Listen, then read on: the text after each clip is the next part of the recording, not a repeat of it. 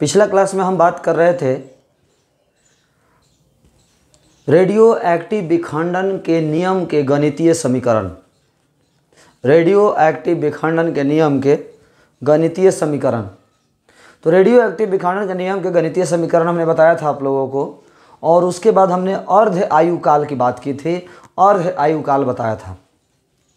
अर्ध आयुकाल क्या है हमने आप लोगों को बताया था। अब हम बात करने वाले हैं, थोड़ा समझने की कोशिश करिएगा कि कुछ ऑब्जेक्टिव क्या है।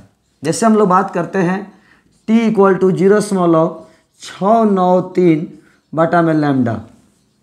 t इक्वल टू 0.693 बटा में लैम्डा। t इक्वल टू 0.693 बटा में लैम्डा। बहादुर, तो लैम्डा इक्वल टू हो जाएगा 0.693 बटा में t। लैम्डा इक्वल टू 0.693 बटा में t। बहादुर, प्रत्येक रेडियो एक्टिव तत्व के क्षय नियतांक का मान निश्चित होता है। प्रत्येक रेडियो एक्टिव तत्व के क्षय नियतांक का मान निश्चित होता है। प्रत्येक रेडियो एक्टिव तत्व के क्षय नियतांक का मान निश्चित होता है। प्रत्येक रेडियो एक्टिव तत्व के क्षय नियतांक का मान निश्चित होता है। चाहे वो कोई भी पदार्थ क्यों न हो, उसका क्षय नियतांक का मान फिक्स होता है। क्षय नियतांक का ऐसा ही मात्रक सेकंड इनवर्स होता है। क्षय नियतांक का ऐसा ही मात्रक सेकंड इनवर्स होता है। क्षय नियतांक का ऐसा ही मात्रक सेकंड इनवर्स होता है। ये जो आप सूत्र देख रहे हो 0.693 बटा में के केमिस्ट्री में होता है। केमिस्ट्री में भी पढ़ना है प्रथम कोटि की अभिक्रिया, तो वहाँ पर t बराबर 0.693 बटा में के होता है, और फिजिक्स में 0.693 बटा में लैम्डा होता है। तो क्षय नियतांक का ऐसा ही मात्रक सेकंड इनवर्स होता है, और इसका व्यवहारिक मात्रक, क्षय नियतांक का जो व्यवहारिक मात्रक है वो होता है दिन इनवर्स या वर्ष इनवर्स। क्षय नियतांक का ऐसा ही मात्रक सेकंड इनवर्स होता है, व्यवहारिक मात्रक दिन इनवर्स या वर्ष इनवर्स होता है। व्यवहारिक मात्रक दिन इनवर्स या वर्ष इनवर्स होता है। इसके बाद हम लोग बात करने वाले हैं प्रत्येक रेडियो एक्टिव तत्व के अर्ध आयुकाल का मान निश्चित होता है। चाहे वो कोई भी पदार्थ क्यों न हो, उसका अर्ध आयुकाल का मान निश्चित होता है। प्रत्येक रेडियो एक्टिव तत्व के अर्ध आयुकाल का मान निश्चित होता है। प्रत्येक रेडियो एक्टिव तत्व के अर्ध आयुकाल का मान निश्चित होता है। प्रत्येक रेडियो एक्टिव तत्व के अर्ध आयुकाल का मान निश्चित होता है। चाहे वो कोई भी पदार्थ क्यों न हो, उसका अर्ध आयुकाल का मान निश्चित होता है। एक एग्जाम्पल समझने की कोशिश करते हैं। जैसे मान लीजिए शुरू में परमाणुओं की संख्या टोटल था 80। मान लीजिए शुरू में परमाणुओं की संख्या कितना था टोटल 80, और इसका अर्ध आयुकाल है मान लीजिए 5 दिन। अर्ध आयुकाल है मान लीजिए 5 दिन। कुल परमाणुओं की संख्या है 80 और अर्ध आयुकाल है 5 दिन। तो बहादुर 80 से 40 होने में समय लगेगा 5 दिन। 80 से 40 होने में समय लगेगा 5 दिन। अर्ध आयुकाल होता है 5 दिन, तो आधा होने में समय लगा 5 दिन। 40 से 20 होने में समय लगेगा 5 दिन। 40 से 20 होने में समय लगेगा 5 दिन। 40 से 20 होने में समय लगेगा 5 दिन। 20 से 10 होने में समय लगेगा 5 दिन, क्योंकि आधा होने में समय लगता है अर्ध आयुकाल 5 दिन दिया हुआ है। 10 से 5 होने में समय लगेगा 5 दिन। 5 से 2.5 होने में समय लगेगा 5 दिन। 2.5 से 1.25 होने में समय लगेगा 5 दिन, यानी आधा होने में समय लगेगा 5 दिन। हमेशा आधा होने में समय जो लगेगा वो 5 दिन ही लगेगा। अर्ध आयुकाल का मान निश्चित होता है। अर्ध आयुकाल का मान निश्चित होता है। हर एक पदार्थ के लिए अलग अलग जो भी है फिक्स होता है, वो बदलता नहीं है। वो बदलता नहीं है। तो बहादुर आप नोटिस करें कि शुरू में 5 दिन में 40 विखंडन हो गया।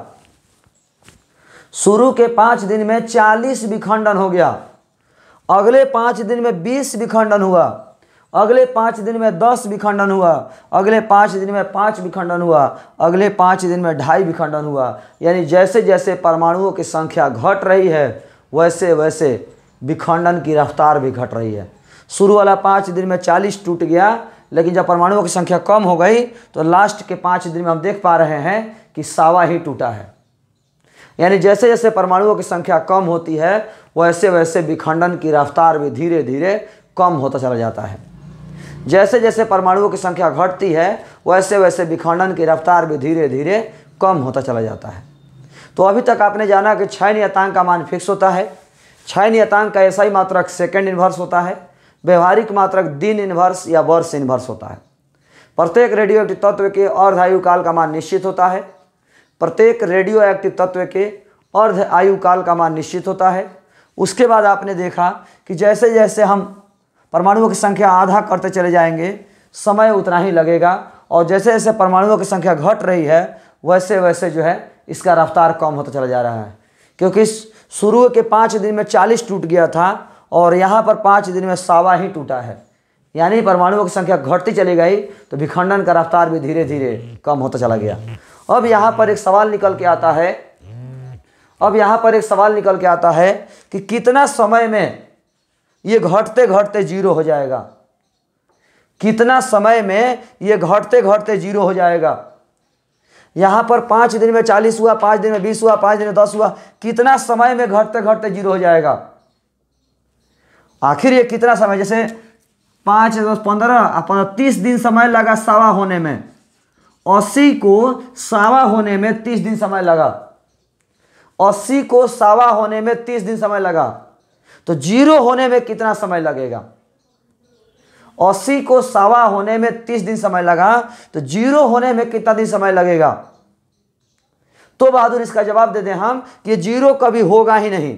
किसी भी संख्या में 2 से भाग दे दे करके आप उसको जीरो नहीं कर सकते। ये जीरो कभी भी नहीं होगा। किसी भी संख्या में 0 से भाग दे दे करके 2 से भाग दे दे करके कभी हम जीरो कर ही नहीं सकते। ये कभी जीरो होगा ही नहीं, क्योंकि किसी भी संख्या में 2 से भाग देने पर जीरो कभी नहीं होगा। तो कभी भी ये जीरो नहीं होगा बहादुर। यानी किसी भी परमाणु के कुल विखंडन में लगा समय अनंत होता है। क्यों? क्योंकि कभी भी टोटल विखंडन होता ही नहीं। कभी भी टोटल विखंडन होता ही नहीं है।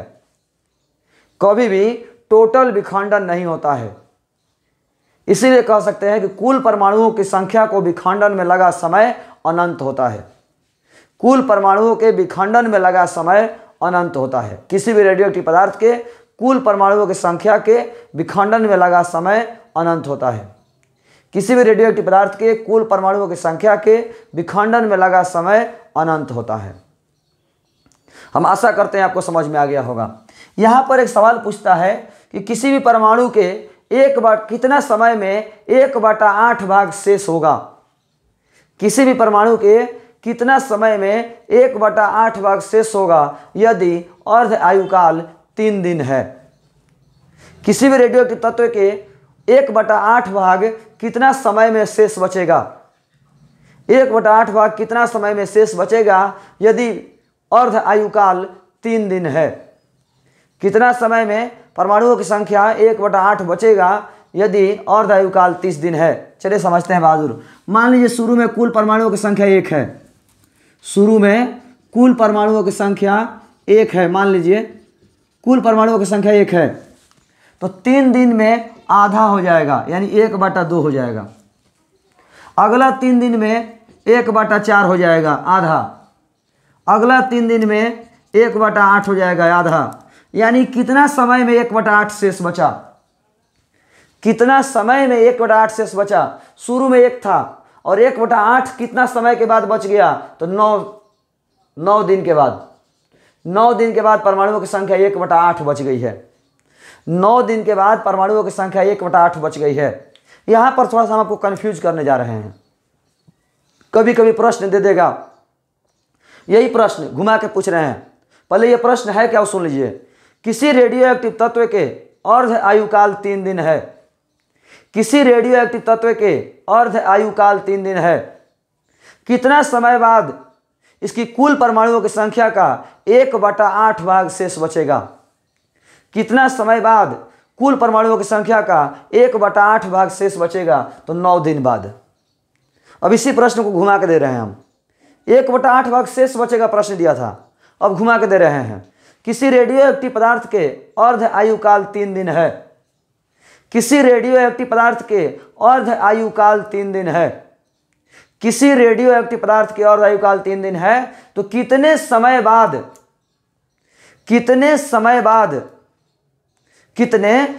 बाद परमाणुओं की कुल संख्या का 7/8 भाग क्षय हो जाएगा। कितने समय बाद परमाणुओं की संख्या का 7/8 भाग क्षय हो जाएगा। कितने समय बाद परमाणुओं की संख्या का 7/8 भाग क्षय होगा, शेष बचेगा नहीं, क्षय होगा। कितने समय बाद परमाणुओं की संख्या का 7/8 भाग क्षय होगा। तो बहादुर 7/8 भाग क्षय हो गया, तो बचा कितना, 1 - 7/8 मतलब 1/8।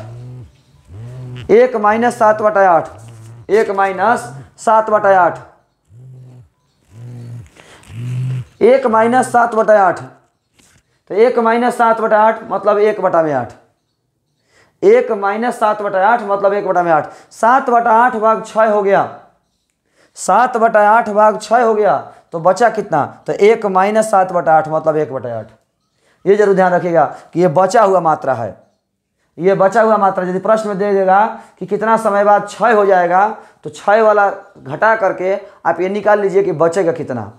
और यदि प्रश्न में दिया हुआ है बचेगा, तो आपको घटाने की जरूरत नहीं है।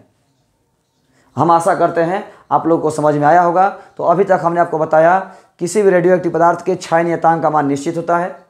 किसी भी रेडियो एक्टिव पदार्थ के क्षय नियतांक का SI मात्रक सेकंड इनवर्स होता है। व्यवहारिक मात्रक दिन इनवर्स या वर्ष इनवर्स होता है। प्रत्येक रेडियो एक्टिव पदार्थ के अर्ध आयुकाल का मान निश्चित होता है। जैसे जैसे परमाणुओं की संख्या घटती है, वैसे वैसे अर्ध आयुकाल का मान विखंडन के दर का मान घटता चला जाता है। प्रश्न एक पूछ देगा कि किसी रेडियोएक्टिव पदार्थ के संपूर्ण परमाणुओं को विखंडन होने में कितना समय लगता है। किसी भी रेडियोएक्टिव पदार्थ के संपूर्ण परमाणुओं को विखंडन में कितना समय लगता है, तो अनंत। प्रश्न पूछ देगा कि कितने समय बाद परमाणुओं की संख्या का 1/8 भाग चाहे 1/16 भाग क्षय हो जाए, शेष बचेगा। तो आप इस तरह से सॉल्व करके निकालेंगे अर्ध आयुकाल का मान जो भी दिया रहेगा उसके अनुसार। इसी में प्रश्न दे देगा कि कितना समय बाद इतना क्षय हो जाएगा, कितना समय बाद इतना क्षय हो जाएगा। तो इतना क्षय हो जाएगा दिया हुआ है, तो उसको घटा करके हम निकाल लेंगे कि कितना बचेगा। क्योंकि हमें क्षय हो जाएगा से मतलब नहीं है, हमें मतलब है बचेगा से, कितना बचेगा, हमें मतलब है कितना बचेगा से। ये रहा आपके कुछ नोट, कुछ इंपॉर्टेंट ऑब्जेक्टिव। अब हम यहाँ से अगले टॉपिक की ओर मूव करते हैं। अगला टॉपिक है रेडियो सक्रियता, रेडियो एक्टिविटी, रेडियो सक्रियता, रेडियो एक्टिविटी। किसी भी रेडियो एक्टिव पदार्थ के विखंडन की दर, टूटने की रफ्तार, किसी भी रेडियो एक्टिव पदार्थ के विखंडन की दर, टूटने की रफ्तार उसकी सक्रियता कहलाती है। किसी भी रेडियो एक्टिव पदार्थ के विखंडन की जो दर है, किसी भी रेडियो एक्टिव पदार्थ के जो टूटने की रफ्तार है, टूटने की जो दर है, उसकी सक्रियता कहलाती है। किसी भी रेडियो एक्टिव पदार्थ के जो विखंडन की दर है, किसी भी रेडियो एक्टिव पदार्थ के टूटने की जो दर है, उसकी सक्रियता कहलाती है। जितना ज़्यादा टूटने का रफ्तार होगा उसकी सक्रियता उतना ही ज़्यादा होगा, जिसका टूटने का रफ्तार कम होगा उसकी सक्रियता उतना ही कम होगा। क्या मतलब बहादुर, सीसा, यूरेनियम, थोरियम, ये तीनों रेडियो सक्रिय पदार्थ हैं, तीनों ही रेडियो सक्रिय पदार्थ हैं। लेकिन इसमें ज़्यादा सक्रिय कौन है, तो थोरियम, क्योंकि थोरियम के टूटने की रफ्तार बहुत अधिक होता है, उससे कम है यूरेनियम का, उससे कम है सीसा का। यानी जिसका टूटने की रफ्तार, विखंडन की दर जितना कम होगा वो कम सक्रिय है, और जो ज़्यादा सक्रिय होगा उसकी टूटने की रफ्तार भी उतना ही ज़्यादा होगा। तो किसी रेडियो एक्टिव पदार्थ की सक्रियता उसकी विखंडन की दर होती है।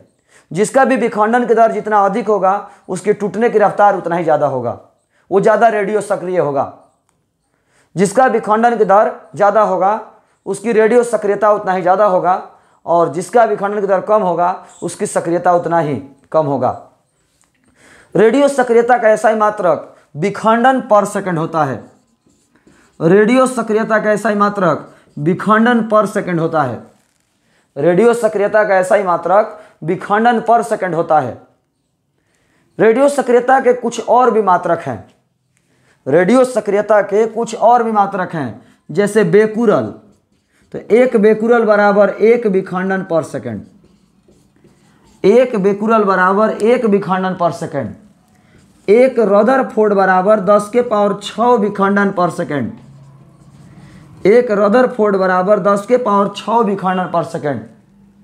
एक बेकुरल बराबर 1 विखंडन पर सेकंड, एक बेकुरल बराबर 1 विखंडन पर सेकंड। और एक रदरफोर्ड बराबर 10 के पावर 6 विखंडन पर सेकंड, एक रदरफोर्ड बराबर 10 के पावर 6 विखंडन पर सेकंड। और एक क्यूरी बराबर 3.7 गुना 10 के पावर 10 विखंडन पर सेकंड, एक क्यूरी बराबर 3.7 गुना 10 के पावर 10 विखंडन पर सेकंड। तो रेडियो सक्रियता का ऐसा ही मात्रक विखंडन पर सेकंड होता है, रेडियो सक्रियता का ऐसा ही मात्रक विखंडन पर सेकंड होता है। इसके कुछ और भी मात्रक है, जैसे बेकुरल, रदरफोर्ड और क्यूरी। ये संबंध आपको याद नहीं भी है तो चलेगा, ये संबंध आपको याद नहीं भी है तो चलेगा, बस इतना रखना है याद कि रेडियो सक्रियता का मात्रक बेकुरल, रदरफोर्ड और क्यूरी भी होता है। रेडियो सक्रियता का मात्रक बेकुरल, रदरफोर्ड और क्यूरी भी होता है। रेडियो सक्रियता का जो मात्रक है वो बेकुरल, रदरफोर्ड और क्यूरी भी होता है। ये रहा आपका रेडियो सक्रियता के बारे में। अगला टर्म है औसत आयु। औसत आयु, औसत तो आप भी जानते होंगे, किसी भी चीज़ का औसत निकालना है तो उसका टोटल जोड़ और बटा में संख्या, किसी भी चीज़ का औसत निकालना हो तो उसका टोटल जोड़ बटा में संख्या। तो औसत आयु क्या है? तो किसी रेडियो एक्टिव तत्व के कुल परमाणुओं को विखंडन में लगा समय, किसी रेडियो एक्टिव तत्व के कुल परमाणुओं के, संपूर्ण परमाणुओं के विखंडन में लगा समय एवं कुल परमाणुओं की संख्या के अनुपात को औसत आयु कहा जाता है। यानी परमाणुओं को टूटने में लगा कुल समय, परमाणुओं को टूटने में लगा कुल समय और परमाणुओं की कुल संख्या का जो रेशियो है वो औसत आयु कहलाता है। परमाणुओं को टूटने में लगा कुल समय और कुल परमाणुओं की संख्या का अनुपात ही औसत आयु कहलाता है। औसत आयु को TA द्वारा सूचित किया जाता है, एवरेज लाइफ, एवरेज टाइम। औसत आयु को TA द्वारा सूचित किया जाता है। किसी भी परमाणु को टोटल विखंडन में लगा समय और परमाणु की कुल संख्या के अनुपात को औसत आयु कहते हैं, इसे TA द्वारा सूचित किया जाता है। इसके बाद हम लोग बात करने वाले हैं अन्य शब्दों में। औसत आयु को हम दूसरी भाषा में कह सकते हैं कि किसी रेडियो एक्टिव पदार्थ के क्षय नियतांक के व्युत्क्रम को औसत आयु कहते हैं। किसी रेडियो एक्टिव पदार्थ के क्षय नियतांक के व्युत्क्रम को औसत आयु कहते हैं। किसी रेडियो एक्टिव पदार्थ के क्षय नियतांक के व्युत्क्रम को औसत आयु कहते हैं। किसी रेडियो एक्टिव पदार्थ के क्षय नियतांक के व्युत्क्रम को औसत आयु कहते हैं। तो TA बराबर 1/λ, TA बराबर 1/λ का मान 0.693 और बटा में T, TA बराबर T/0.693, TA बराबर भाग दीजिएगा 1.44 T, औसत आयु बराबर 1.44 T। किसी भी रेडियो एक्टिव पदार्थ के क्षय नियतांक के व्युत्क्रम को औसत आयु कहते हैं। किसी रेडियो एक्टिव पदार्थ के क्षय नियतांक के व्युत्क्रम को औसत आयु कहते हैं। किसी रेडियो एक्टिव पदार्थ के क्षय नियतांक के व्युत्क्रम को औसत आयु कहते हैं। औसत आयु बराबर 1/क्षय नियतांक, TA बराबर 1/λ या TA बराबर 1.44 T। यहाँ तक हमने आपको औसत आयु के बारे में बताया, औसत आयु के बारे में हमने आपको बताया। यहाँ से हम लोग अब अगले टॉपिक की ओर मूव करेंगे, इसीलिए यहाँ तक यदि आप लोगों को किन्हीं को कहीं प्रॉब्लम हो तो आप सवाल कर सकते हैं। यदि कहीं लोग जो है यहाँ से नए टॉपिक की ओर बढ़ते हैं। रेडियो सक्रियता इतना ही है, रेडियो सक्रियता से रिलेटेड पॉइंट हम इतना ही बात करेंगे। अब यहाँ से हम लोग आगे बात करने वाले हैं नाभिकीय अभिक्रिया के बारे में। नाभिकीय अभिक्रिया के बारे में, नाभिकीय अभिक्रिया से याद आया हमको, कल कुछ स्टूडेंट का सवाल था कि सर एक अल्फा कण निकलता है तो परमाणु संख्या 2 कम होता है और द्रव्यमान संख्या 4 कम होता है। एक बीटा कण निकलता है तो परमाणु संख्या 1 बढ़ जाता है, द्रव्यमान संख्या में कोई परिवर्तन नहीं होता है।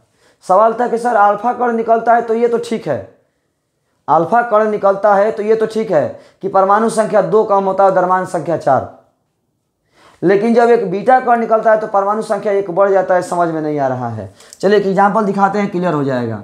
x बराबर 92,235 और इसमें से एक अल्फा कण निकलेगा तो परमाणु संख्या 2 कम हो जाएगा और द्रव्यमान संख्या 4 कम हो जाएगा, और यह हुआ आपका अल्फा कण जिसका 2 और 4 होता है। अब सॉल्व करके देखिए, बराबर है 90 और 92 231 और 435।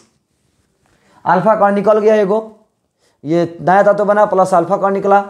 अब यदि इसी में से एगो बीटा कण निकलता, एक बीटा कण निकलता तो परमाणु संख्या 1 बढ़ जाता है, परमाणु संख्या 1 बढ़ जाता है और द्रव्यमान संख्या पर कोई फर्क नहीं पड़ता। अब आप देखिए 93 - 1 92 और 235 + 0 235। अल्फा निकलेगा तो इतना होगा, बीटा निकलेगा तो इतना होगा। यदि आप चाहें तो इस पॉइंट को स्क्रीनशॉट ले भी सकते हैं।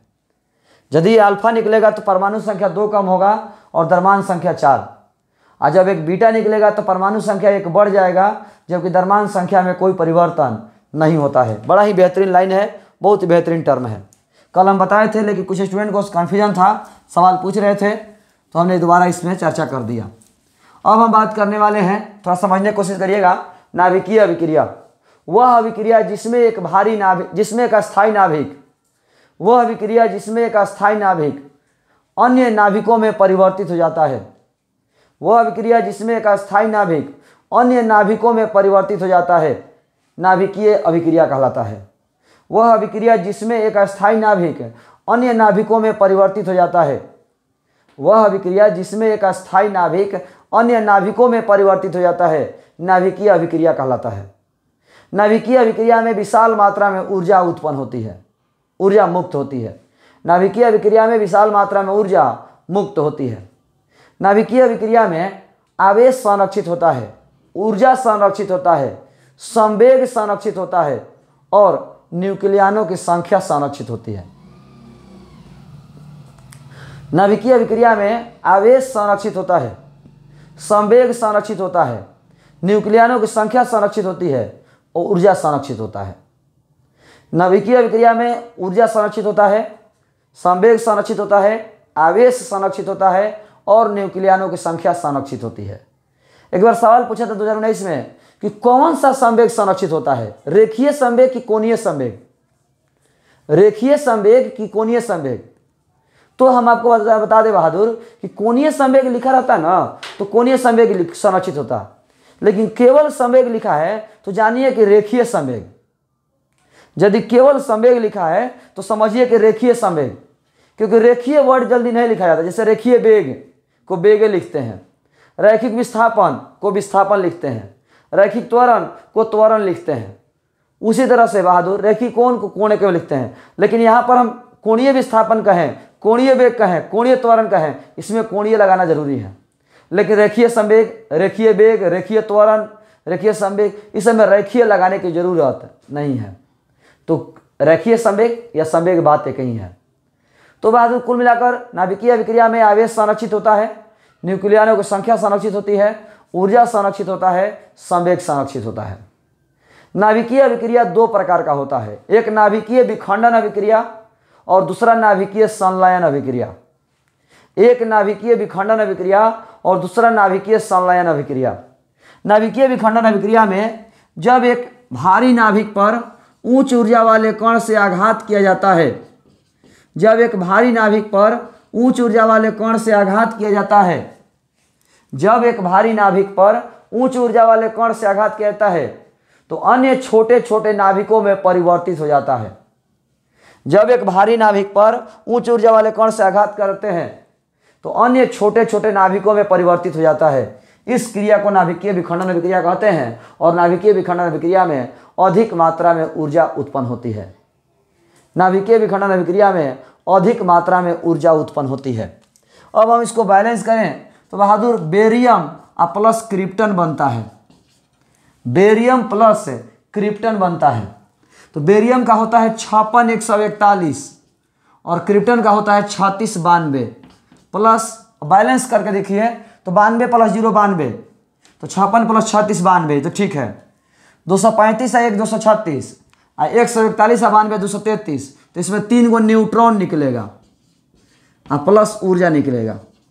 3 गो न्यूट्रॉन निकलेगा और प्लस ऊर्जा निकलेगा। अब आप बैलेंस करके देखिएगा, लेफ्ट और राइट वाला तो बराबर होगा, लेफ्ट और राइट वाला देखिएगा तो बराबर होगा।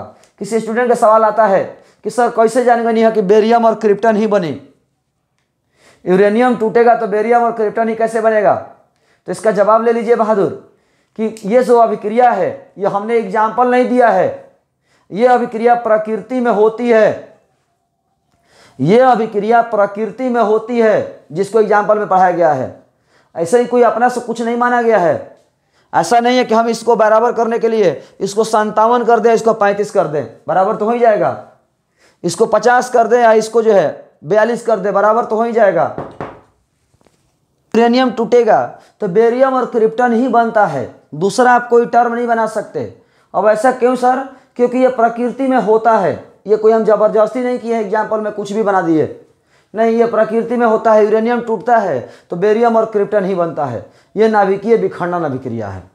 जब किसी भारी नाभिक पर उच्च ऊर्जा वाले कण से आघात करते हैं तो अन्य छोटे छोटे नाभिक प्राप्त होते हैं, जिसे हम नाभिकीय विखंडन अभिक्रिया कहते हैं। इसमें 3 गो न्यूट्रॉन निकला तो ये 3 गो न्यूट्रॉन 3 गो और नाभिक को तोड़ेगा तो अगली बार 9 गो न्यूट्रॉन निकलेगा। वो 9 गो अगली बार फिर से 9 गो को तोड़ेगा तो अगली बार 27 गो न्यूट्रॉन निकलेगा। इसी तरह से बहादुर ये श्रृंखला अभिक्रिया चलते हो जाती है, ये श्रृंखला अभिक्रिया चलना शुरू कर देती है। लेकिन यदि 3 गो निकला और 3 में से 2 गो गायब कर दें, एक ही छोड़ें, 3 गो न्यूट्रॉन निकला और 3 गो में से 2 गो को गायब कर दें, 1 गो को छोड़ें, तो फिर तो 3 गो बनाएगा। और फिर उन 3 में से 2 गो निकाल लें, 1 गो छोड़ दें, फिर 3 गो निकालेगा। इस तरह से बहादुर हम अभिक्रिया को कंट्रोल कर सकते हैं। न्यूट्रॉन को कंट्रोल करके हम अभिक्रिया को कंट्रोल कर सकते हैं, और न्यूट्रॉन को छोड़ देंगे तो अभिक्रिया आउट ऑफ कंट्रोल हो जाएगी। तो वह नाभिकीय अभिक्रिया जिसमें एक भारी नाभिक पर उच्च ऊर्जा वाले कण से आघात करने पर 2 छोटे या छोटे से अधिक नाभिक प्राप्त होते हैं, 2 या 2 से अधिक नाभिक प्राप्त होते हैं, जिसे हम नाभिकीय विखंडन अभिक्रिया कहते हैं। नाभिकीय विखंडन अभिक्रिया में अधिक मात्रा में ऊर्जा मुक्त होती है।